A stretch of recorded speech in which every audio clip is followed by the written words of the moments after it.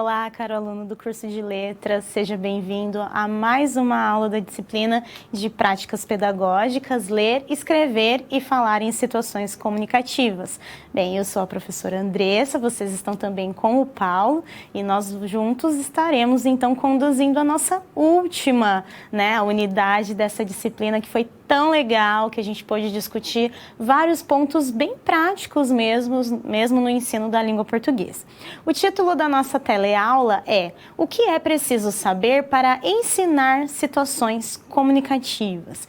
Então, nós acabamos destacando nas unidades anteriores um pouco por leitura, na aula 3, na unidade 3 nós falamos bastante sobre a questão da formação do leitor, apontamos também anteriormente sobre o processo de compreender o que são os gêneros discursivos, o que são os textos, e hoje a gente vai falar de uma forma mais ampla sobre a produção de textos, tanto orais quanto escritos. Então, para iniciar a nossa unidade número 4, vamos ao resumo.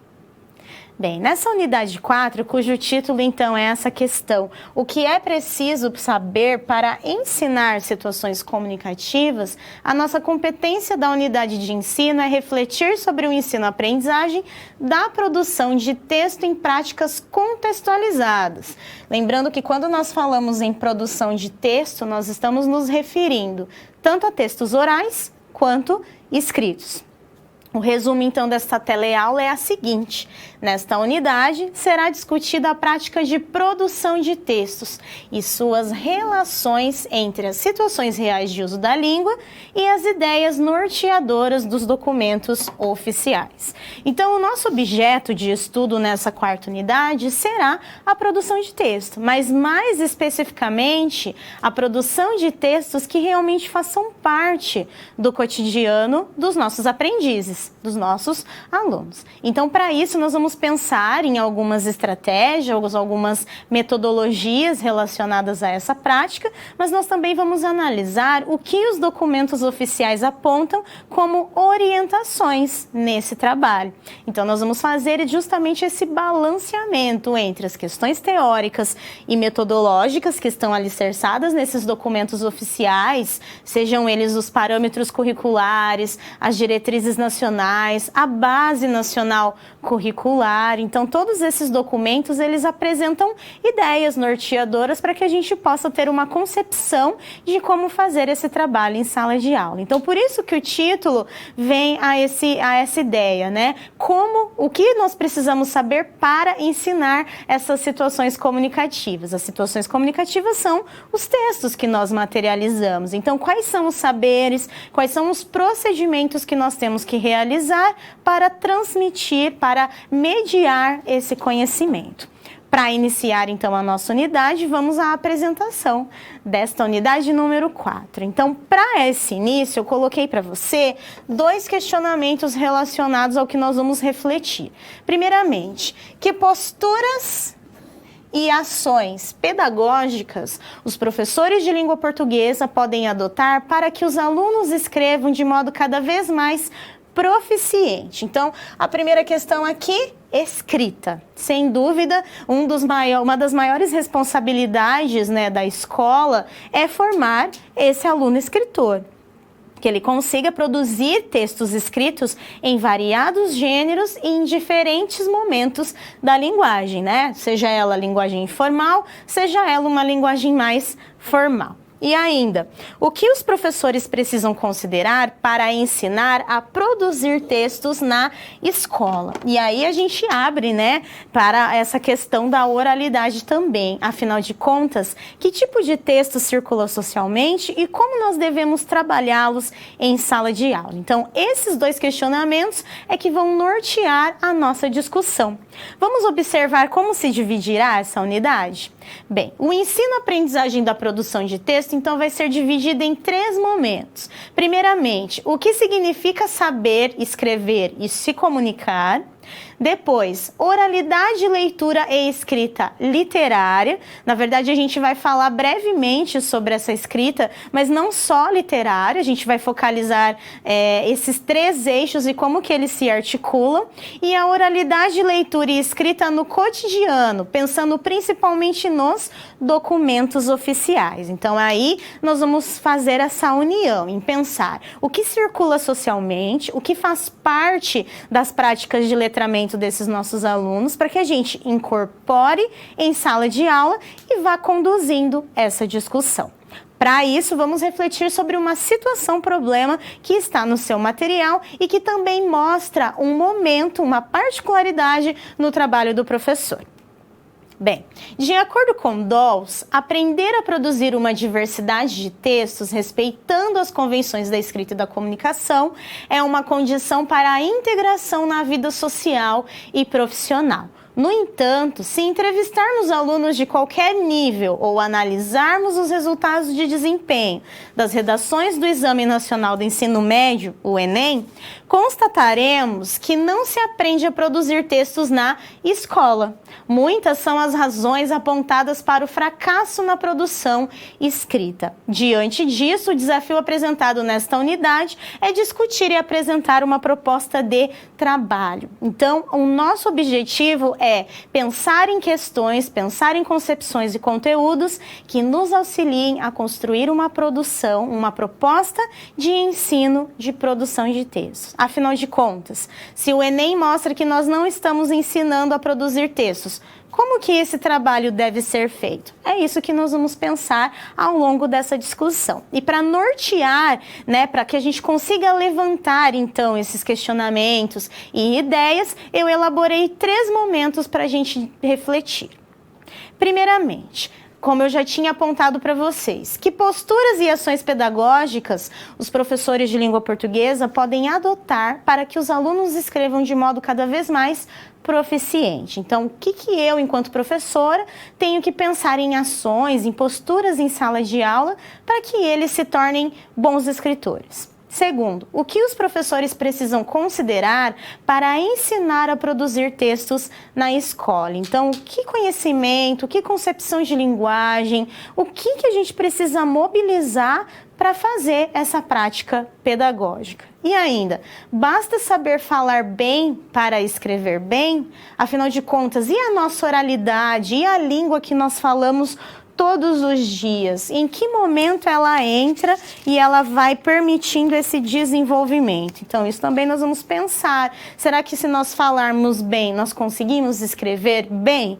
É uma questão que fica aí para a gente pensar ao longo dessa unidade. E, por fim, qual é o caminho didático a seguir? Então, esses questionamentos que eu lancei a você vêm justamente ao encontro dessa nossa ideia de pensarmos em objetos de estudo, em propostas para que esse ensino da língua portuguesa e principalmente da produção de textos seja concretizada. Tanto para que o nosso aluno saiba se comunicar oralmente pelos mais diversos gêneros textuais, quanto ele também consiga escrever de forma proficiente. Afinal de contas, a escrita, principalmente por conta do domínio da norma padrão, desses elementos sistemáticos da língua, nós precisamos fazer esse desenvolvimento em escola. Nós precisamos criar estratégias, mobilizar conhecimentos para que esses nossos alunos tenham, então, essa vivência.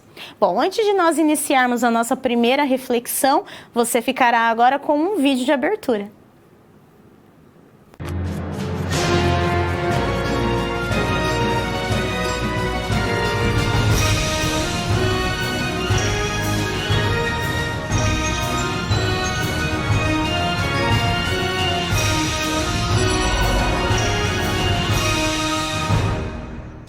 Olá!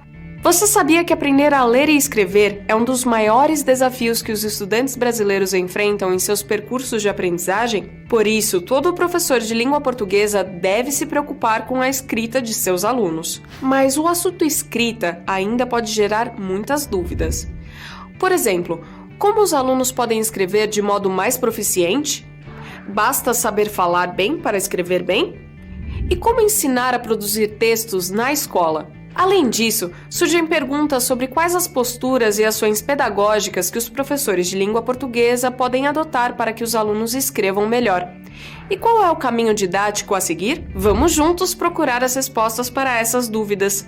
Para isso, vamos retomar o caminho que trilhamos até aqui, trazendo alguns conceitos que já foram trabalhados em unidades anteriores. Uma personagem que vai nos acompanhar nesse processo é a Adriana, nossa professora do ensino médio, lá do Amapá. Ela vai nos apresentar 3 práticas pedagógicas: o diário de bordo, a pesquisa prévia sobre os diferentes gêneros e a sequência didática de produção de textos pelos alunos. Acompanhem comigo a sequência dessa história. Esse aqui é o diário de bordo. É uma ferramenta que eu introduzi a partir desse ano com os meus alunos. É uma forma de registro com a linguagem, né, e também das produções deles. Então, a primeira atividade do diário de bordo foi justamente o perfil. Então, aqui eu tenho meu perfil como professor, para que eles me conheçam um pouco, e aqui o perfil dos alunos, que eles escreveram a partir do que eles, de como eles são, que eles vivem, se mora com o pai, mora só com a mãe, onde mora, onde estudou, um pouco das características deles. Então aqui, olha, nós trabalhamos primeiro dia de aula a música, fizemos uma roda de conversa para que eles pudessem explorar, refletir sobre a música. Aqui tem o conceito do que é literatura, porque esses meninos eles estão no primeiro ano, então é a primeira vez que eles têm a disciplina literatura, então eles precisam entender o que significa, por que eles estão estudando literatura, qual a importância disso para a vida deles. Aí aqui tem alguns registros, pesquisas que eles fazem na internet, sobre a questão dos tipos de leitor, as expectativas do leitor. Então, um trabalho contínuo de planejamento. As atividades que vão para o diário de bordo são diferentes das atividades que vão para o caderno de língua portuguesa. Então, eles precisam ter essa atenção de que eles vão sempre trazer 2 cadernos e que esse diário ele tem essa movimentação maior, porque eu vou levar para casa para fazer as correções das atividades e acompanhar esse processo deles nesse universo da escrita, né? Qual é a principal finalidade? Que eles produzam, que eles escrevam, que eles registrem no diário, para que eu possa ter esse feedback dessa prática com a linguagem e com a literatura em sala de aula. Lembra que o nosso último encontro eu pedi para vocês trazerem a biografia de alguns cronistas importantes, e aí alguns grupos trouxeram. Aí tá aqui o material, a gente vai organizar aqui na porta da nossa sala esse jornal mural, tá? Para ficar de consulta, para as outras turmas também. A língua portuguesa é como se fosse um guarda-roupa. E no nosso guarda-roupa a gente só tem uma roupa? Não, a gente tem várias, né? Então, tem a roupa de ir para a igreja, tem a roupa de ir para a praça, tem a roupa para ir lá no balneário, tem a roupa para ficar em casa, tem a roupa de dormir, né? Então, você não usa a mesma roupa para todas as situações. É a mesma coisa a nossa língua. Vocês estão vendo isso aqui na prática nos textos, né? Você usa a língua de acordo com a situação comunicativa. Na crônica, qual é a característica desse texto, desse gênero? Linguagem informal, coloquial, né? Uma linguagem de fácil acesso, que as crônicas elas têm um tom. Terminou de ler a crônica ou durante a leitura da crônica, diz, nossa, essa crônica tem um tom lírico, ou então essa crônica tem um tom humorístico, ela me fez rir, essa crônica tem um tom reflexivo, né? Faz com que eu reflita sobre algo. Ela tem um tom dramático, ou então ela tem um tom de crítica, né? Então, cada crônica tem um tom diferente. E aí ela traz algo que não tem na notícia. Que sentimento eu tenho nessa crônica que não tem ali na notícia lá do blog? O sentimento pessoal do cronista, exatamente, Evelyn. Por quê? Porque é o olhar do cronista. Ele viveu aquele momento, Ian?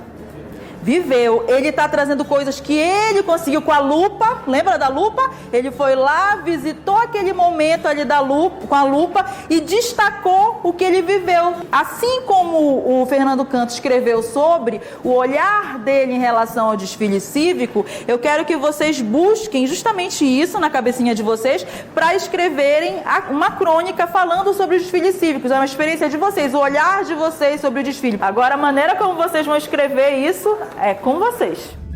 Observando a professora Adriana, encontramos as respostas para as perguntas que fizemos. Aquelas nossas dúvidas do início foram respondidas. Para a pergunta como os alunos podem escrever de modo mais proficiente, vimos que a escrita é uma prática social, portanto não há outro modo de aprender a escrever senão praticando. Criar situações que exijam dos alunos a escrita todos os dias é uma ação importante. O diário de campo e as pesquisas prévias sobre o que está sendo estudado são exemplos disso. E sobre o questionamento de que basta saber falar bem para escrever bem? Aprendemos que isso não basta. A escrita não é uma simples transcrição da fala, ela é outra linguagem. E como ensinar a produzir textos na escola, então? O ensinamento vem a partir de textos, a unidade principal de sentido. Assim, o ensino de produção de textos é feito a partir do estudo dos gêneros, ajudando os alunos a se instrumentalizarem para se expressar, por escrito, em diversas situações comunicativas. Já sobre as posturas e as ações pedagógicas que os professores de língua portuguesa podem adotar para que os alunos escrevam melhor, em primeiro lugar, eles devem aceitar as produções dos alunos. Isso significa acolher os seus processos criativos, sabendo que o erro não é uma falta, mas sim uma etapa importante do processo de aprender. E a última pergunta era: qual é o caminho didático a seguir? Sobre isso, há muitos modos de ensinar e cada professor vai desenvolver seu próprio caminho. Aprender com pessoas mais experientes pode ser útil nesse caminhar. A professora Adriana, por exemplo, mostrou como ela desenvolve um trabalho com os alunos que vem dando certo há mais de 20 anos. Mas existem outras maneiras. O que aprendemos com a Adriana, acima de tudo, é que todo caminho didático precisa, em primeiro lugar, respeitar o aluno como aprendiz. É preciso também criar muitas oportunidades para a prática da escrita, além de contextualizar as propostas de escrita de acordo com as diferentes situações comunicativas e planejar com intencionalidade pedagógica para ajudar os alunos no seu aprendizado, a partir da apropriação dos gêneros. Mas e a gramática? E a ortografia? Onde elas entram nessa história? Ah, isso nós só veremos em nosso próximo encontro. Aguardo você lá! Bem, o vídeo então aponta para todo o processo, né, de compreender e de utilizar a língua, o texto. Então não há como se ensinar língua portuguesa se não for, que não seja pelo texto, de um modo que a gente consiga contemplar as nossas práticas sociais, a nossa língua no uso real, no dia a dia. Bom, para esse primeiro momento que vamos articular a teoria e a prática, eu selecionei então para vocês um processo muito importante para se ensinar a produção de texto, que é o planejamento. Vamos ver? Bem, o ensino de produção de texto, então, exige algumas estratégias para ser realizado. E, sem dúvida, essas 3 etapas, elas são fundamentais para que a gente consiga construir um conhecimento sólido e reflexivo, principalmente quando a gente pensa na produção de textos escritos. Bom, primeiramente, então, nós temos o planejamento, a execução e a revisão. Então, são esses 3 elementos que nós vamos estudar a partir de agora. Primeiramente, então, vamos falar um pouquinho sobre o planejamento. Quando nós falamos em planejamento no trabalho da escrita, quer dizer que nós precisamos organizar este trabalho. Professora Andressa, mas como que a gente faz uma organização de uma produção escrita? Primeiramente, a gente precisa pensar no objetivo que nós pretendemos atingir com aquela produção escrita. O objetivo é trabalhar, é que o aluno consiga contemplar aquele gênero, é que ele consiga se comunicar por meio da oralidade. Então, toda essa organização ela é baseada em um objetivo didático. E aí, esse planejamento, ele vai ter a mobilização dos conhecimentos necessários à escrita. Quais são esses conhecimentos necessários para a produção da escrita? Primeiramente, os conhecimentos prévios. O que são conhecimentos prévios? São aqueles conhecimentos que nós já temos definidos e armazenados na nossa mente, relacionando ao tema em questão, a contextualização daquela proposta. Então, por exemplo, se o tema for eleições 2018, conhecimento prévio vão ser as informações que nós adquirimos, que nós vamos utilizar durante a produção escrita, principalmente relacionada ao tema. Temos também os conhecimentos linguísticos. Sem dúvida, esses conhecimentos precisam ser mobilizados. Por que eles são muito importantes? Porque o conhecimento linguístico vem justamente no uso da língua. São todos os recursos de escolha de palavras, escolha da ordem dos elementos em uma oração, a pontuação, se eu vou utilizar ou não parágrafo. Então, todos os conhecimentos que estejam relacionados aqui à gramática e à ortografia estão relacionados, então, a esses conhecimentos linguísticos. E, por fim, o conhecimento, os conhecimentos sobre o gênero e sobre o contexto de produção. Quando a gente fala conhecimento sobre o gênero, é porque nós estamos pensando que ele vai produzir um texto que, na verdade, é uma prática social. Então, se eu vou produzir uma prática social, esse gênero ele precisa ser de conhecimento do aluno. Então, se eu vou trabalhar artigo de opinião, a estrutura do gênero, o objetivo comunicativo e o contexto de produção, para quem eu produzo, por quê, todas aquelas perguntinhas que a gente faz relacionadas às condições de produção, o aluno precisa dominar, porque só assim ele vai saber qual é a estrutura que ele tem que seguir, o nível, de linguagem que ele vai utilizar, se vai ser uma modalidade mais formal ou informal. Por exemplo, o vídeo, a professora acabava dando exemplo sobre a crônica, que a gente tem que produzi-la com uma linguagem mais informal, mais coloquial. Agora, se fosse um artigo de divulgação científica, a linguagem já teria que ser mobilizada de forma diferente. Então, conhecer o gênero e as suas particularidades são fundamentais para que a gente consiga construir um texto de forma adequada. Continuando esse nosso processo de planejamento, além de fazer esse processo da mobilização dos conhecimentos, a gente também precisa fazer uma contextualização. O que seria a contextualização? Ela consiste em recuperar o contexto de produção definido para o texto, de modo que todos os aspectos que o caracterizam sejam tomados como orientadores da elaboração do texto, para torná-lo coerente com a situação comunicativa. Aí a gente vem justamente nessa situação. Contextualizar a proposta é mostrar para o nosso aluno onde aquele texto circula, por que ele é produzido e assim por diante.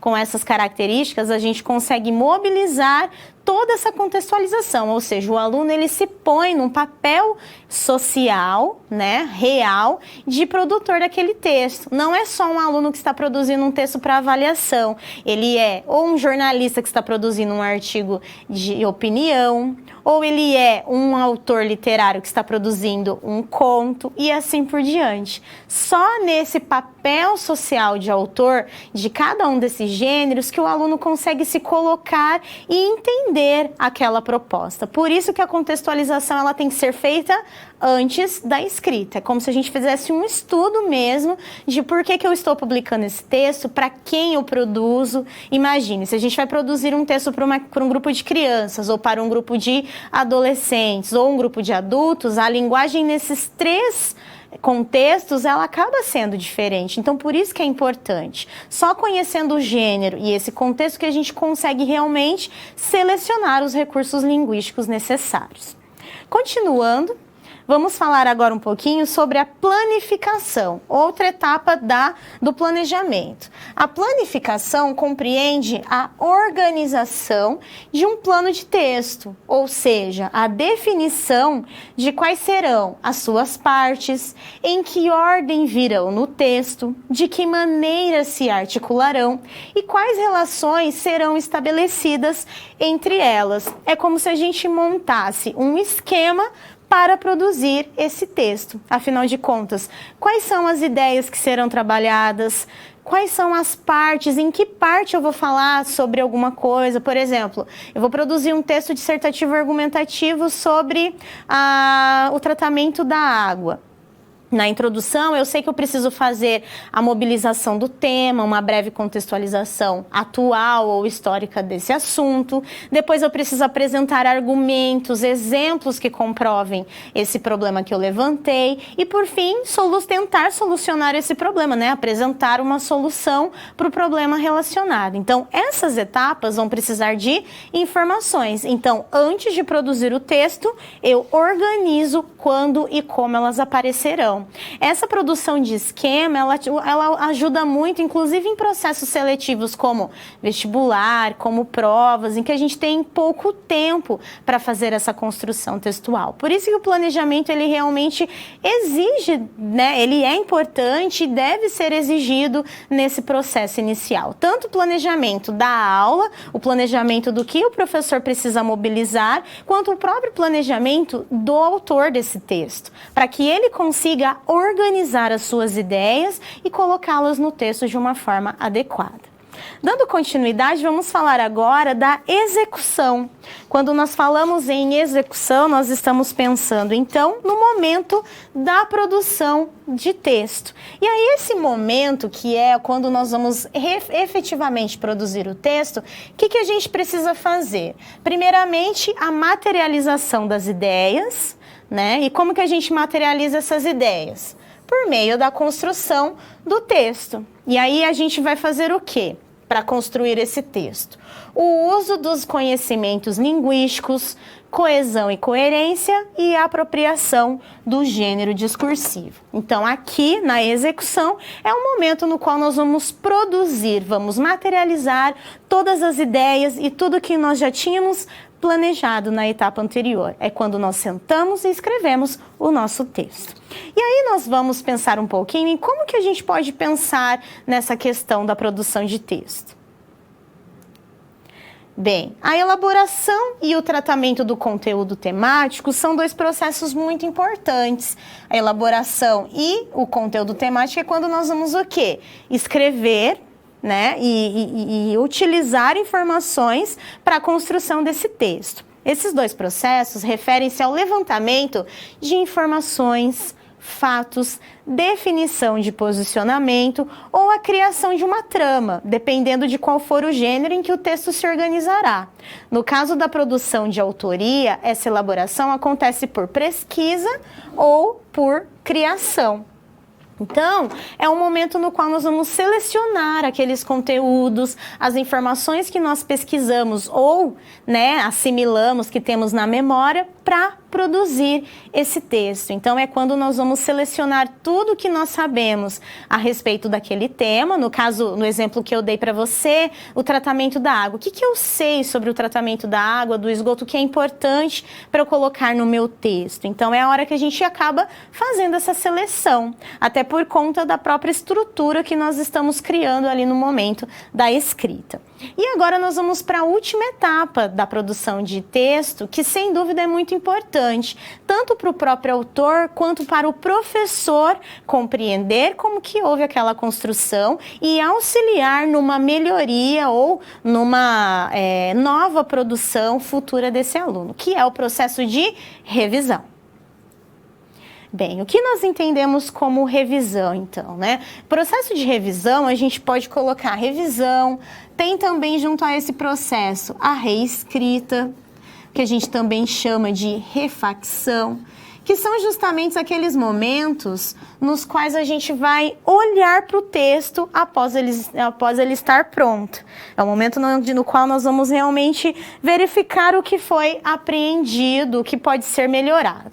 Então, a primeira etapa da revisão é a revisão do próprio aluno, né, do autor, que ele vai identificar as ideias expostas, a escrita e o gênero. Então, ele faz uma revisão para ver o que precisa ser melhorado.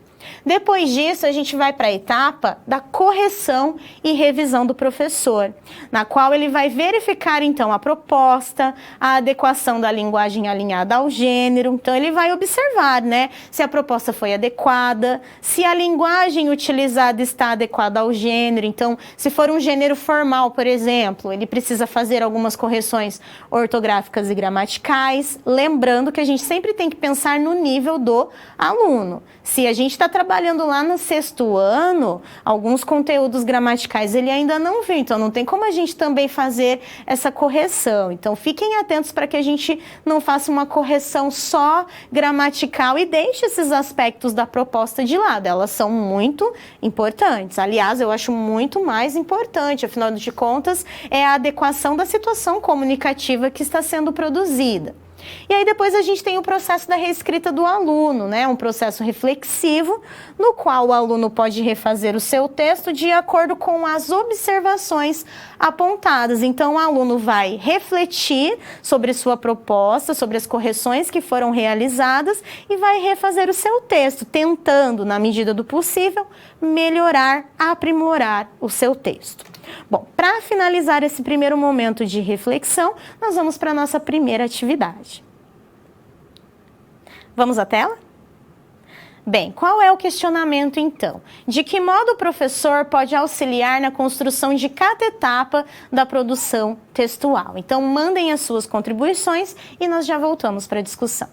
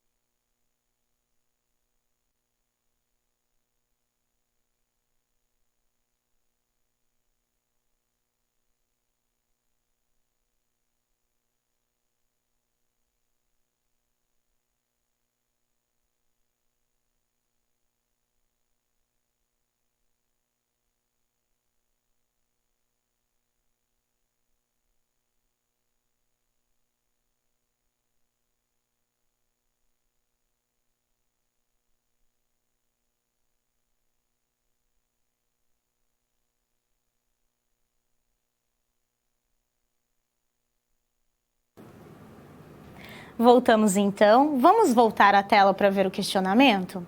Bem, de que modo o professor pode auxiliar na construção de cada etapa da produção textual? Bom, é papel do professor, enquanto mediador, fazer com que essa construção de conhecimento ela aconteça de uma forma automática, né? Não que o aluno seja totalmente autônomo e não precise das orientações do professor, mas que ele consiga refletir sobre essas questões. Então, mostrar a importância do planejamento, fazer com que o aluno realmente destaque, né, um determinado momento para organizar as suas ideias, para que ele faça essa produção de uma forma adequada, concentrada e principalmente na hora da refacção, que ele mostre, né, explique para os alunos como que esse processo realmente pode ser de grande valor para construir esse conhecimento linguístico. Então, o importante é que o professor faça essa mediação, que ele vá mostrando para o aluno a importância de se inscrever, de realizar essa prática e de outros conhecimentos que não são necessários também. Por exemplo, a leitura. Quanto mais o nosso aluno lê, maior propriedade ele vai ter com a linguagem, com a estrutura dos textos, então isso auxilia muito na hora da escrita. Então nós precisamos também valorizar a leitura também para auxiliar nessa escrita, sem contar, claro, as outras questões sociais que a leitura acaba desenvolvendo. Ok? Bom, vamos prosseguir agora com o nosso segundo momento de reflexão, onde eu coloco 2 questionamentos relacionados ao processo da escrita. Vamos observar? Primeiramente, como aprender quando a tarefa proposta parece tão artificial? Afinal de contas, a gente tem visto muitas propostas, até em livros didáticos, que abordam esse ensino, né, abordam essa proposta de produção de texto muito escolarizada. Claro que não tem como a gente fugir desse processo de didatização, mas a gente tem que tomar cuidado para que essa proposta não pareça só uma desculpa para trabalhar aquilo em sala de aula. E ainda, para que aprender tudo isso se não haverá de fato aplicações desses aprendizados fora da escola? Então, a primeira coisa que a gente tem que pensar é justamente no objeto de ensino. Afinal de contas, se eu vou ensinar um conteúdo que faça parte do cotidiano do meu aluno, esses 2 pensamentos ele já não terá. A questão da artificialidade não será presente, porque ele vai compreender que aquele texto ele circula num determinado lugar e ele também vai perceber que esses conhecimentos trabalhados não são exclusivos da escola. Para isso, vamos pensar então em alguns apontamentos teóricos e práticos que nos auxiliam a pensar nisso. Vamos lá? Bem, primeiramente, quando nós falamos então do objeto de ensino sendo o texto, a gente tem que pensar no gênero discursivo. Né? São os gêneros que são essas práticas sociais que nós vamos levar para a sala de aula. E o Bakhtin, ele afirma que a linguagem ocorre na produção de enunciados concretos, orais e escritos. Então, a linguagem ela ocorre, ela se transforma, ela se concretiza quando nós produzimos esses enunciados, que são textos orais, usando a fala, ou a escrita, utilizando então o sistema ortográfico e gramatical. As teorias linguísticas mais antigas desconsideravam a fala como integrante do sistema de uma língua, né? Então, por exemplo, até Saussure, né, pensando nas teorias linguísticas que você observou na disciplina de introdução aos estudos linguísticos, né? Ainda que de uma forma breve. Até algumas teorias mais recentes, a fala era totalmente desconsiderada. Era observada a escrita como um material válido do uso da língua e a fala era considerada ou um equívoco ou algo que não tinha valor linguístico, valor de análise. E aí, quando a gente tem esse processo, né, de construção de conhecimento, a gente precisa pensar nisso. Será que a fala, será que a escrita não são essenciais para esse processo? Bom, vamos pensar então um pouquinho sobre essa questão do texto oral. Bem, quando a gente fala no texto oral, a gente tem algumas particularidades. Então, é claro que a escrita e a fala, elas vão se diferenciar, né? São práticas diferentes. Mas como que a gente pode pensar, então, nesses 2 processos? Primeiramente, o texto oral. Os textos orais, eles possuem mais dinamicidade. O que seria essa dinamicidade, então? É porque os textos orais, né, a nossa fala, ela surge muitas vezes de uma necessidade imediata de comunicação. Ou até mesmo, por exemplo, uma teleaula, que é um gênero elaborado, que é previamente planejado. Mesmo assim, a dinâmica ela tem que acontecer, né? Essa fala, ela tem que ser natural. Ela não pode parecer uma fala decorada, um textinho escrito que eu decorei e vim aqui apresentar para vocês. Ela tem que ser dinâmica no sentido de ser natural, de ser expressada por meio das ideias. Então, isso é legal do texto oral. Ele é dinâmico, ele é imediato, né? E aí, isso, justamente por esse caráter imediato, esses textos orais não possuem processo de revisão. Então, se eu erro no texto oral, na fala, o que eu tenho que fazer? Olha, pessoal, eu cometi um equívoco, né? Em vez de falar problema, eu acabei pronunciando problema, mas a gente não faz isso na fala, né? Só quando a gente realmente acha muito necessário fazer essa revisão. Mas para fazer a revisão, a gente tem que interromper o fluxo do nosso texto para fazer esse processo interventivo. E aí, outra característica interessante dos textos orais é que eles possuem especificidades o quê? Das variedades linguísticas. Então, a gente tem lá a variação social, a variação regional e a variação histórica, que inclusive nós estudamos na nossa unidade número 1, né? Nós observamos algumas dessas particularidades da variação linguística, mas a gente também não pode esquecer de uma variedade muito importante, que é a variedade padrão, né, que a gente chama de norma padrão, que é justamente seguir alguns preceitos, um sistema linguístico para quando nós vamos utilizar a linguagem formal. Nos gêneros e nas situações comunicativas que exigem a formalidade, nós usamos essa norma padrão. Então, em alguns momentos, essas variações se perdem. Claro que na fala é mais difícil porque nós temos os nossos sotaques, os nossos termos muito próprios, então isso não tem problema. Mas quando nós estamos falando em informalidade e formalidade, nós precisamos ter essa atenção também. Agora vamos pensar um pouquinho nas particularidades do texto oral, pensando também na questão da escrita. Bem, como que a gente pode pensar então na questão do texto escrito? Eu coloquei aqui o oral, mas na verdade ele é escrito, né? Aqui seriam as diferenças. Bem, primeiramente o texto escrito ele é planejado. Então, nós temos essa possibilidade.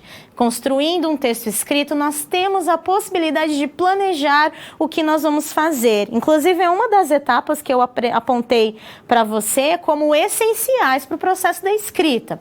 Segundo, ele possui a possibilidade de revisão. Na fala, a gente não tem a revisão. Na escrita, nós temos. Mesmo que um tempo curto ali, rápido, a gente ainda tem a possibilidade de apagar, de revisar, de reescrever. Outra questão, ele não possui o mesmo dinamismo da fala, então por conta disso a gente precisa fazer o quê? Utilizar a pontuação. A pontuação, os acentos, né, os sinais gráficos, tudo isso vem para tentar mostrar um pouco desse dinamismo que na fala nós não temos. Por exemplo, se nós queremos fazer uma pergunta, na fala a gente não precisa dizer, olha, fiz uma interrogação. A própria entonação já nos dá essa informação. Na escrita eu preciso colocar o ponto de interrogação para que o meu leitor compreenda a minha intenção comunicativa. Além disso, normalmente solicito o emprego da norma padrão da língua. Por que normalmente? Porque o que vai definir essa norma padrão não é ser escrito, e sim a situação comunicativa, se é um texto formal ou não. E ele é regido pelas normas ortográficas. Quando a gente fala em ortografia, nós estamos falando num sistema de grafia, né? O sistema da escrita dessa gráfica, dessa grafia. E o interessante é que a ortografia, ela é como se fosse uma lei para a nossa escrita. Afinal de contas, para que a gente consiga entender o que um ou outro escrevem, né, para que haja interpretação, para que haja comunicação, a gente precisa seguir este padrão. Então, a ortografia é exclusiva, claro, da escrita e deve ser seguida. Professora, mesmo em momentos informais? Mesmo em momentos informais, porque quanto mais a gente escreve uma palavra, mais ela vai ser fixada. A ortografia ela é fotográfica. Tanto que tem muita gente, eu inclusive, quando eu não lembro direito se a palavra é com 2 S, com C cedilha, XC, o que eu faço? Eu escrevo as duas opções, aí eu olho e falo, é dessa segunda forma aqui. Justamente por isso, porque é fotográfico. Então, quanto mais a gente vê e mais a gente escreve uma palavra, a gente vai memorizando esse sistema ortográfico. Vamos continuar? Bem, pensando então nessas questões, um outro papel, né, que a gente tem que pensar um pouquinho sobre como que conhecimento a gente leva para a escola, o que nós vamos mobilizar em sala de aula. O uso das tecnologias no cotidiano, né, com esse uso das tecnologias, os gêneros que circulam socialmente começaram a se configurar por meio de modalidades de linguagem diversas. Então, hoje a gente não tem que se preocupar só também com a fala e com a escrita. A gente também tem que pensar um pouquinho que alguns textos vão ser construídos em linguagens verbais, que aí vem a fala e a escrita, né, orais e escritas, e também as linguagens não verbais, que são os sons, as imagens, os gestos e todos esses recursos que estão à disposição por conta da tecnologia. E aí, a transposição de gêneros da oralidade para a escrita e o inverso também ocorre. Então, é muito comum que a gente faça isso, que a gente acabe utilizando um texto escrito na fala ou vice-versa, principalmente em atividades escolares. Por exemplo, nós temos o gênero peça teatral. A origem dele é um texto oral, ele é para ser dramatizado, né, por meio de falas, de diálogos de personagens. Mas muitas vezes a gente faz o inverso também, constrói a peça, depois encena, ou constrói a peça para ser encenada, então a gente faz também essas misturas. Isso é muito legal, é até o que os documentos oficiais acabam apontando em alguns momentos, essa necessidade da gente transitar por linguagens diversas. E esses gêneros multimodais, que precisam de imagem, de sons, eles também fazem parte da nossa realidade. Então a gente também tem que pensar nisso. O que a situação comunicativa exige para que eu construa aquele texto, seja ele verbal, seja ele não verbal, seja ele utilizando a fala ou a escrita. Vamos continuar? Bom, e aí a gente vem para um conceito que o Bakhtin aborda, que é a questão dos gêneros primários e secundários, né? Por que a gente vai retomar esse conceito? Porque ele faz muita relação com essa questão da fala e da escrita. Os gêneros primários, então, eles surgem da necessidade imediata de comunicação. Então, são aqueles gêneros que a gente pode dizer que são mais dinâmicos. E por serem mais dinâmicos, eles não possuem, por exemplo, muitas estruturas. O gênero bilhete, o telefonema, são gêneros primários. A gente precisa ali fazer uma comunicação rápida, mobilizamos alguns conhecimentos linguísticos e transmitimos a nossa informação. Ponto. Esse é o objetivo. Já os gêneros secundários são as transformações dos primários ou configurações sociais que substituem gêneros que não possuem mais eficácia comunicativa. Os gêneros secundários, eles são mais complexos, eles precisam e são formados por uma estrutura mais formal, né, mais elaborada. Então, tem essa característica também. E aí, por conta disso, muitos, né, historicamente, muitos gêneros orais se transformaram em escritos, né? Por exemplo, os gêneros literários. A maior parte dos nossos gêneros literários, a origem deles é da fala. Por exemplo, o conto. O conto, a fábula, eles eram construídos para serem contados nas praças, né, nos castelos, em grupos populares. E depois ele foi sendo modificado e se transformando em algo erudito, em algo escrito. Então, isso também é uma questão relacionada aos gêneros primários e secundários, que esses primários, que normalmente empregam a fala ou uma escrita muito simples, acabam evoluindo para gêneros mais elaborados, que precisam de uma estrutura. E são esses gêneros mais estruturados que a escola tem que ensinar, porque os da imediatez comunicativa, os nossos alunos já dominam, eles usam isso aqui todos os dias. Agora, como construir um conto, um poema, um artigo, uma notícia, aí a gente precisa mediar esse conhecimento, até para que ele leia e conheça essa estrutura, essa característica específica desse gênero textual. Bom, vamos agora para a nossa segunda interação dessa nossa quarta unidade, que consiste no seguinte questionamento: como trabalhar a oralidade e a escrita em sala de aula? O que deve ser considerado? Então, aguardo a sua participação e nós já voltamos.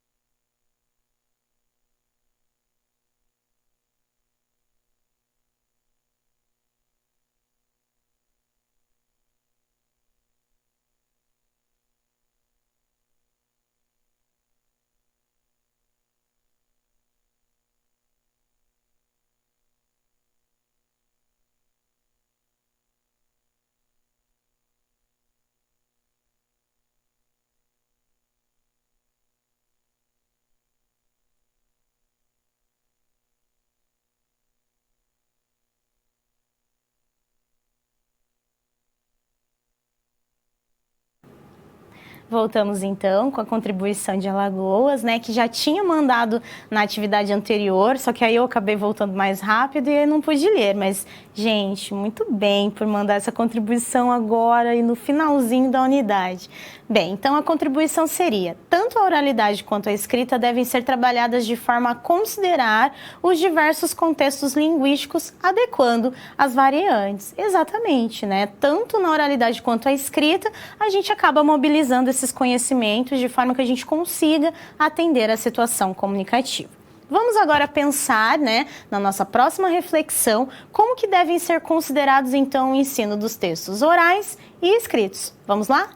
Bem, então como que deve ser considerado esse ensino?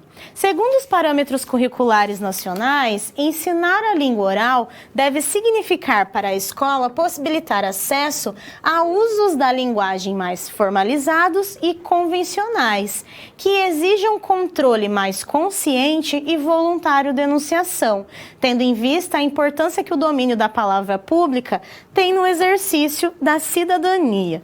Então, segundo os documentos oficiais, a gente permite trabalhar com a oralidade com textos formais que exijam esse controle maior do aluno. Claro que a gente também tem que trabalhar com os textos informais, os gêneros orais de modo geral, mas a escola precisa fazer essa mediação, porque ele só vai ter contato com o debate, com o seminário, com esses gêneros que precisam ser mais formais e mais estruturados no ambiente escolar. Então, é papel, sim, da escola fazer essa intervenção. Vamos continuar? Bem, os documentos ainda apontam uma necessidade de trabalhar a escuta de gêneros orais. Então, além da gente pensar na produção desses gêneros orais, a gente tem que trabalhar a escuta, que é o mesmo que realizar uma leitura, mas que mobiliza conhecimentos diferentes. Então, além das atividades de produção, é preciso organizar situações contextualizadas de escuta, em que ouvir atentamente faça sentido para alguma tarefa que se tenha de realizar ou simplesmente porque o conteúdo valha. Então, a gente também tem que trabalhar essa questão com os nossos alunos. Como que eles vão construir, observar esses textos orais? Como que eles vão permitir que esses textos orais sejam compreendidos? E aí sim, fazer esse processo da produção. Vamos agora dar continuidade, vamos falar um pouquinho, né, de o que esses documentos oficiais, aqui no caso a Base Nacional Comum Curricular, o que elas apontam, né, o que esse documento aponta como propostas de trabalho com a oralidade. Bom, primeiramente então a produção e compreensão de gêneros orais em articulação com textos escritos. Então, que seja produzido e interpretado, ou seja, que seja feito um trabalho com a leitura, pensando, né, na comparação ou trabalhando ali concomitantemente aos textos escritos. Além disso, relações entre fala e escrita, considerando as semelhanças e as diferenças entre modos de falar e de registrar o escrito. Isso é legal, porque aí a gente vai conseguir refletir a língua em uso. A gente também pode fazer aqui uma prática de análise linguística, que vocês vão estudar com mais profundidade, com mais conhecimento na disciplina de metodologias do ensino da língua portuguesa, quando serão falados então sobre esses eixos de ensino da língua. Além disso, temos a oralização do texto escrito, considerando as situações sociais nas quais essa prática ocorre. Então, por exemplo, a gente pede para os alunos transformarem um conto em uma história verbal, né, oral. E aí a gente vai ter que fazer as adequações necessárias para essa prática. E a valorização dos textos de tradição oral. Então, aqui, além da gente fazer esse trabalho com a fala e mostrar, né, como que esse processo ocorre, a gente valoriza também a cultura da fala, a cultura popular, porque grande parte dos gêneros orais tem também essa relação com a tradição, com a cultura popular, né? Por exemplo, o cordel, as canções, nossa, quantos gêneros a gente tem aí disponíveis para trabalhar com essa questão da oralidade. Então, vamos para a continuidade, respondendo a seguinte pergunta. Então, como trabalhar com a oralidade em sala de aula? Então, generalizando, né, fazendo esse fechamento sobre a oralidade com gêneros orais e escritos, orais, porque eles são os protagonistas, né, dessa particularidade da fala, e escritos para fazer esse trabalho de comparação, de análise.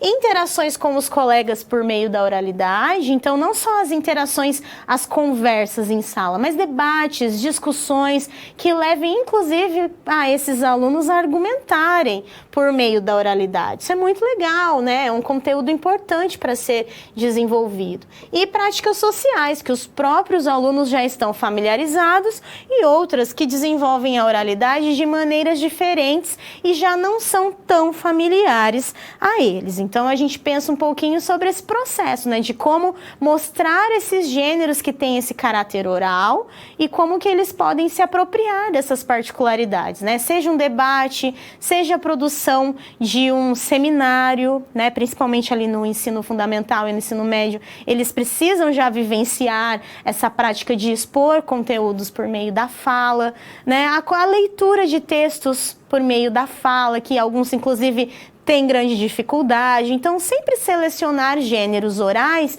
que façam parte do dia a dia e que vão mobilizar conhecimentos necessários para uma atuação social. Agora nós vamos falar um pouquinho como trabalhar com a escrita. Bem, os documentos oficiais, então, fazem algumas propostas relacionadas a esse trabalho com a escrita. Então, o que a Base Nacional aponta como propostas, como práticas que vão auxiliar nesse desenvolvimento?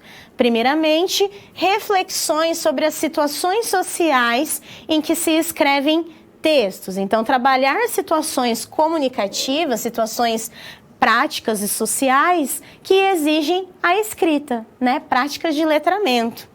Desenvolvimento de estratégias de planejamento, reescrita, revisão e avaliação dos textos, considerando-se a sua adequação às variedades linguísticas. Então, todo aquele processo inicial que nós apontamos sobre a necessidade de realizar um planejamento, a necessidade de fazer, né, de construir o texto observando o tema, de fazer uma correção olhando para a proposta apresentada e também para os problemas linguísticos e assim o aluno refletir sobre a sua proposta, tudo isso tem que ser feito por meio de estratégias e principalmente adequando variedades linguísticas. Então, o aluno ele vai começar a observar a língua no seu uso real. Ele vai ver que, por exemplo, para construir um artigo de opinião, ele pode usar a primeira pessoa, mas para produzir uma notícia, que é um texto impessoal, né, que não pode ter, tem que ter uma neutralidade, não pode ter posicionamento, que aí ele tem que construir em terceira. Então, essas reflexões começam a fazer sentido para o aluno porque ele está praticando a escrita.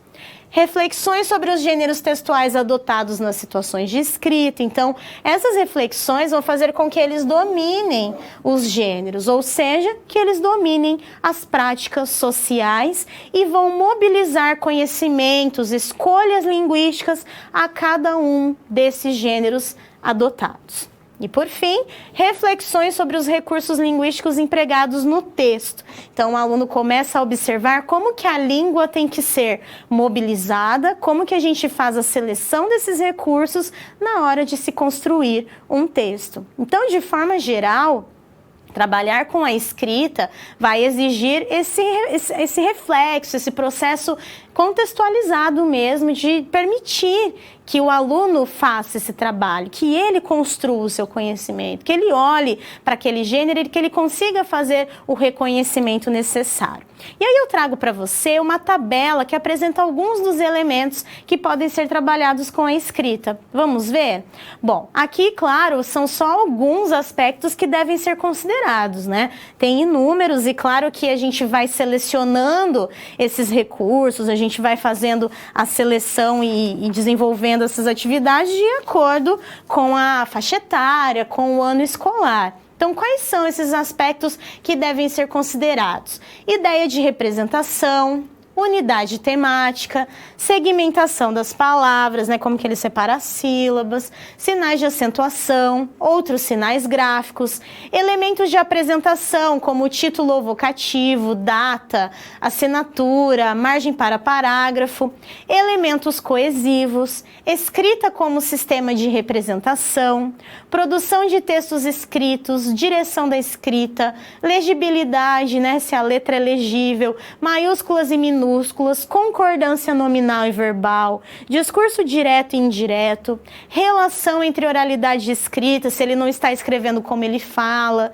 gêneros textuais, espaçamento entre as palavras, ortografia, sequência lógica e argumentação. Então, olha quantos elementos, né, quantos conhecimentos precisam ser mobilizados para trabalhar a escrita. E parece que não, mas quando a gente chega no ensino médio, a questão da maiúscula e minúscula, parágrafo, faz muita diferença. Às vezes a gente até tem que trabalhar ali no primeiro e no segundo ano para dar uma relembrada, porque os alunos não praticam a escrita. Então é importante dividir, né, segmentar esses aspectos ao longo dos anos escolares. Bom, vamos encerrar esse momento de reflexão com mais um questionamento, que é o seguinte: como mobilizar um ensino de produção de textos que seja contextualizado e interdisciplinar? Aguardo sua proposta, nós já voltamos.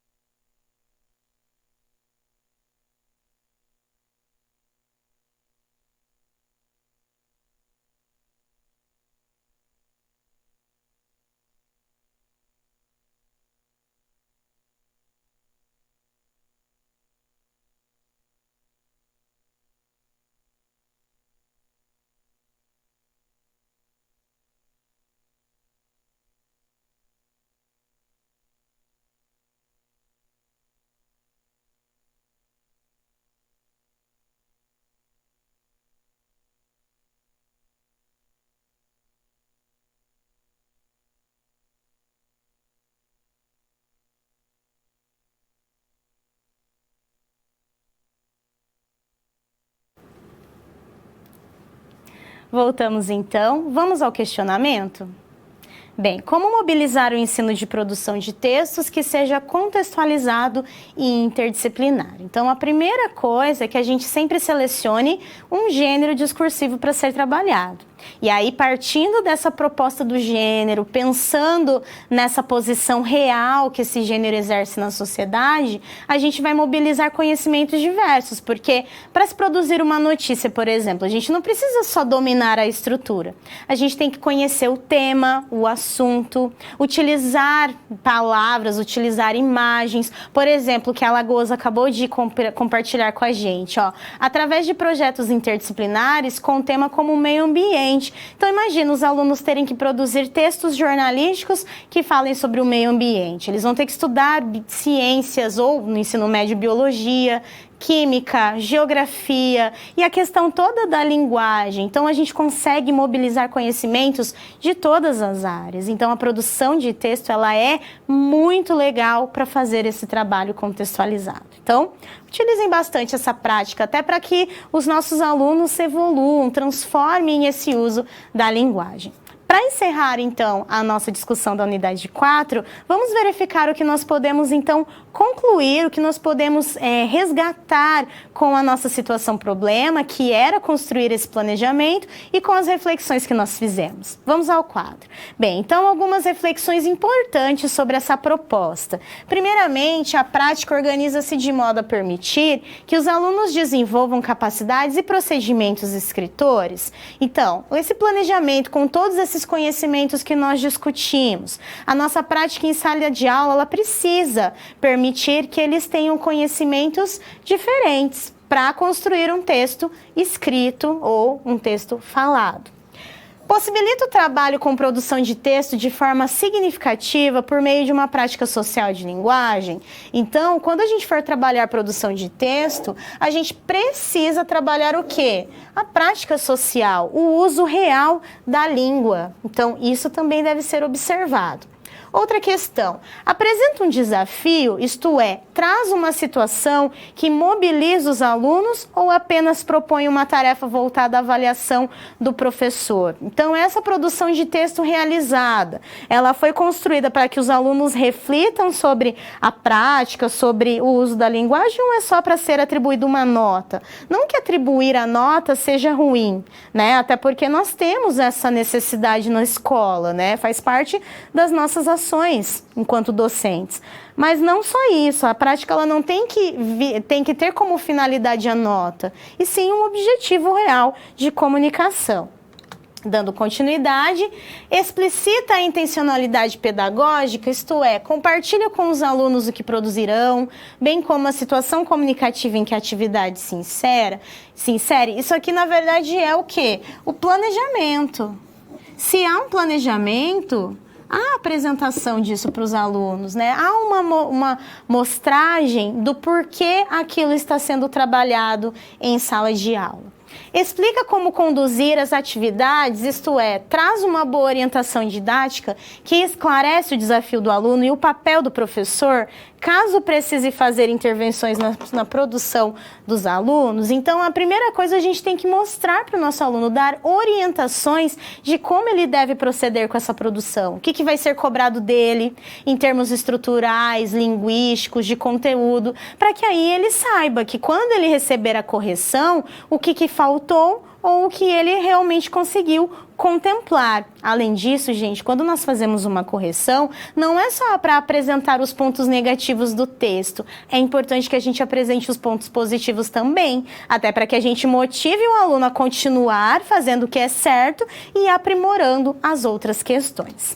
Antes da gente finalizar a nossa discussão, você ficará agora com um vídeo de encerramento que vai trazer algumas contribuições bem interessantes para a nossa discussão.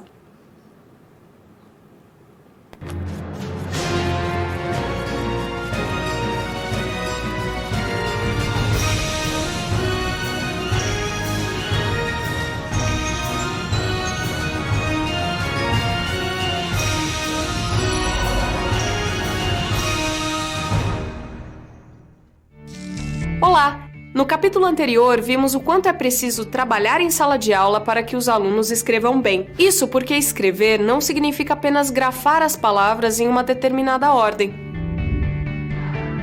Escrever é uma atividade muito bem planejada que apresenta algumas etapas. A contextualização, por exemplo, consiste na recuperação do contexto de produção do texto.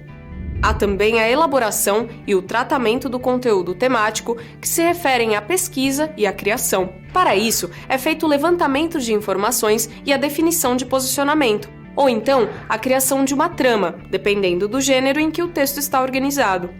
Já o planejamento, outra etapa para escrevermos bem, compreende a organização de um plano de texto. Por fim, ainda temos as etapas de revisão processual e revisão final, que são atividades que quase sempre exigem do aluno a reescrita. É exatamente nesse ponto, o das revisões, que surge aquela pergunta que não quer calar. E a gramática e a ortografia? Como elas entram no planejamento didático do professor? A professora Adriana vai nos ajudar nesse ponto. Vamos ver como ela faz. O texto é a unidade de sentido. E se ele é a unidade de sentido, eu posso trabalhar tudo a partir do texto. Então, eu tenho uma preocupação nas minhas aulas com os alunos em relação a trabalhar a gramática pela gramática. Não, eu quero que eles tenham ferramentas para produzir textos cada vez melhores. Porque não adianta ele saber o que é o sujeito, o que é o predicado, o que é uma oração subordinada, se ele não consegue aplicar isso e não consegue reconhecer isso nos textos que ele produz. Se você trabalha a regra gramatical pelo simples fato deles reconhecer aquela regra num exemplo ou numa oração isolada, isso não vai fazer muito sentido quando eles estiverem escrevendo o texto em si. Escrever dá um certo trabalho, é uma luta com a palavra, né? Já dizia o poeta, uma luta vã com as palavras, mas vamos ao bom combate, né? Vamos trabalhar a questão da produção, porque isso é necessário para eles. Porque eles ainda querem conquistar uma carreira profissional, um espaço na universidade, enfim, eles precisam trabalhar com texto. E a reescrita é super importante, porque você não faz um texto pronto e acabado. Esse processo da reescrita é um processo que é contínuo. Cada vez que você escreve um texto, que você faz a reescrita desse texto, você melhora um pouco mais. O trabalho dos subgrupos é fundamental para a gestão da sala de aula. Dessa forma, a professora consegue ver de perto o que os alunos precisam. Vocês podem permanecer nos grupos, mas para discutir e até trocar com o colega. Olha, eu escrevi assim, será que está correto isso aqui? Aí fazer essa troca entre vocês. Mas cada um vai fazer no seu diário de bordo, tá bom? Vai pensar no seu parágrafo, no seu diário de bordo. E eu vou passar nos grupos para ver as dificuldades, ou se tem alguma dúvida, ou se quer fazer logo a correção do parágrafo, parte ortográfica, enfim. Pensem nisso e vamos fazer a atividade, tá? Tu tens que colocar já a tua vivência. Aqui tu tá anunciando o que tu vais falar. Tu não precisa, tu já pode começar falando. Aqui tu tá colocando que eu, minha mãe e meu irmão, na verdade, eles foram ver a movimentação. Então tu já pode colocar isso, né? No dia 7 de setembro, a movimentação na cidade é grande. É fogos de manhã cedo, é as escolas se organizando, é apita. Então já vai colocar a experiência, tu não vai anunciar. Aqui tu tá anunciando, entendeu? Às vezes, os alunos precisam se orientar sobre o uso da linguagem. Já outras vezes, precisam de apontamentos sobre as regularidades da língua. É nessa hora que a professora Adriana contextualiza as devolutivas sobre o uso da linguagem e, ao mesmo tempo, da gramática e da ortografia. Observe como ela aponta os erros sem constranger os alunos. Lembra que eu falei da lupa? Vocês vão olhar com a lupa sobre os desfiles que vocês já viram, que vocês já viveram, entendeu? Ah, eu nunca desfilei, então você vai colocar dessa sensação de nunca ter participado do desfile. Isso aqui é muito interessante, Daís, porque tu tá falando dessa tua experiência de ser porta-bandeira, isso é legal, né? Olha, eu lembrei a bandeira da minha escola, segunda, levei do meu município a terceira e última vez, levei a bandeira do Brasil. Ó, Brasil com Z? Não, Brasil com S, o primeiro parágrafo tá ótimo. Só faz esses ajustes aqui, tá, Daís? Do ortografia. Avenida, e eu já ia fazer um poema. Não, mas é uma crônica, então tu vai transformar essa tua ideia que é poema numa crônica, entendeu? Então aqui quando tu diz assim, nos tempos de escola não dava para o quê? Para resistir ao balanço do desfile. Então tu já está começando o teu texto, chamando para caminhar, olha o R aqui tá faltando, para caminhar com as pessoas, não pessoais, né? Com as pessoas da minha escola ou da minha turma marchando na avenida, tal. Então tu vai continuar, tá? A tua ideia. Depois dessa etapa que envolve subgrupos, chegou o momento de fazer uma devolutiva geral para a classe. Eu já passei em todos os grupos, já dei uma olhada no que vocês estão construindo. Fiquei bem feliz porque vocês conseguiram pegar a lupa e enxergar aspectos sobre o desfile cívico que são de vocês. Então, o que eu quero falar com vocês em linhas gerais? Tomar cuidado com a questão do parágrafo, da extensão do parágrafo, que o parágrafo ele não pode ser tão extenso. Lembrem que a crônica é uma narrativa mais curta, né? Então, cuidado com a extensão desses parágrafos. Quando eu inicio o parágrafo, eu vou iniciar com letra minúscula? Maiúscula, né? Então tomar cuidado também com a ortografia, com o desenho da organização da crônica, porque eu não posso escrever a minha crônica como se ela tivesse em estrofes, ou então não respeitar as margens. Isso é uma questão de estética. Se eu tenho uma folha, essa folha tem margem, uma margem esquerda, uma margem direita, eu tenho que respeitar isso. De modo geral, vocês estão indo no caminho certo. Cada um pegou a sua lupa e está escrevendo a maneira como está enxergando justamente essa experiência vivenciada por vocês sobre o desfile cívico. Finalmente, são observados os primeiros resultados. A professora reconhece o trabalho dos alunos e eles demonstram orgulho do que realizaram durante a aula. Um aluno para fazer a leitura do primeiro parágrafo da sua crônica para a gente socializar com a turma. Vai lá, Daís. Me recordo alegremente do desfile cívico da minha cidade. Me lembro que quando chegava no primeiro dia do mês de setembro, eu já ficava toda ansiosa para o desfile. Ficava super ansiosa, pois eu era porta-bandeira. Fui porta-bandeira 3 anos seguidos. Me lembro que a primeira vez que fui porta-bandeira, eu levei a bandeira da minha escola. A segunda, levei o do município. E a terceira e última vez, levei a bandeira do Brasil. E eu me sentia super responsável por isso. Por ser porta-bandeira era uma grande responsabilidade. Até porque as portas-bandeiras ficavam no pilotão da frente para puxar a escola. Muito bem. Palmas para Daís. Obtivemos inúmeros aprendizados nessa jornada com a professora Adriana.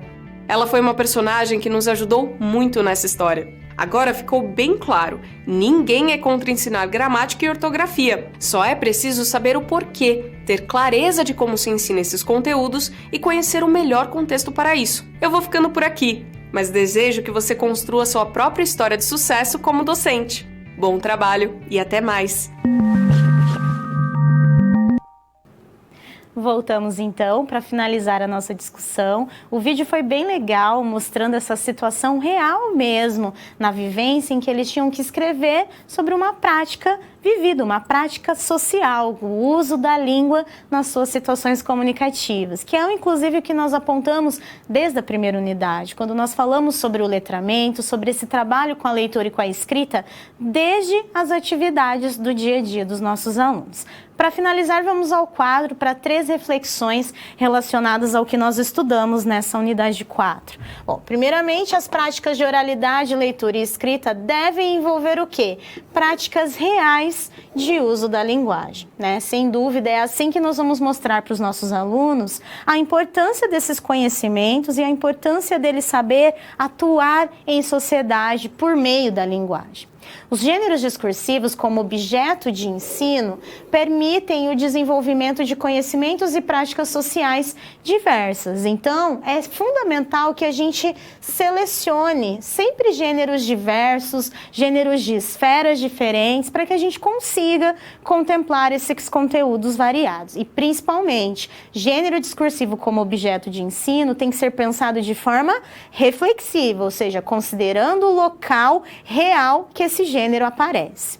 E, por fim, o ensino de situações comunicativas deve envolver o gênero, as condições de produção e o uso real da língua. De uma forma bem resumida, né, o que nós trabalhamos nessas 4 unidades da disciplina de práticas pedagógicas, nós podemos observar justamente isso, né? Como que trabalhar essas situações comunicativas exige a mobilização de gêneros discursivos, de situações reais do uso da língua, para que o nosso aluno veja onde aquela língua está sendo utilizada, para que ele compreenda também as modalidades diferentes de linguagem que a gente pode empregar, né? Que a gente não ensina só gramática em sala de aula, mas que a gramática, ela precisa ser ensinada por conta das situações comunicativas que exigem essa norma, esse sistema. Assim como, né, ao desenvolver o trabalho com a escrita, nós também precisamos apoiar a leitura. Então, esses eixos, eles estão muito ligados, a gente não pode desconectá-los no trabalho tanto social quanto escolar, para que a gente consiga evidenciar essas práticas reais do uso da língua, ou seja, como que a nossa língua está sendo utilizada no nosso dia a dia. E para fazer isso com eficácia, nós precisamos de um trabalho escolar adequado, que seja diversificado, que trabalhe com leitura, com oralidade, com escrita, com gêneros multimodais também, afinal de contas, as tecnologias acabam exigindo essa existência. Então, claro, essas 4 unidades dessa disciplina tão importante que é prática, né, que é observar o contexto na sala de aula, espero que ela realmente tenha sido satisfatória, no sentido de agora a gente consiga olhar para a prática escolar, para a prática social, pensando nesses aspectos reais da língua. Espero que tenha contribuído então para a sua formação, tanto cidadã quanto de futuro professor. Um grande abraço e até a próxima.